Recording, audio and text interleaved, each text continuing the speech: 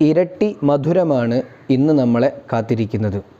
പരിശുദ്ധ റമളാൻ്റെ 23-ാം രാവും വെള്ളിയാഴ്ച രാവും ഒരുമിച്ച് വന്നിരിക്കുകയാണ്. ജാഗ്രത പാലിക്കുകയാണ് വിശ്വാസി ഇവിടെ ചെയ്യേണ്ടത്. വെള്ളിയാഴ്ച രാവ് സയ്യിദുൽ അയ്യാം, വളരെ മഹത്വമുള്ള, എല്ലാ ആഴ്ചകളിലും നമ്മിലേക്ക് കടന്നു വരുന്ന ഇജാബത്തുള്ള വല്ലാത്തൊരു രാത്രിയാണ്. പലപ്പോഴും നമ്മൾ ശ്രദ്ധിക്കാതെ പോകുന്നതുമാണ്.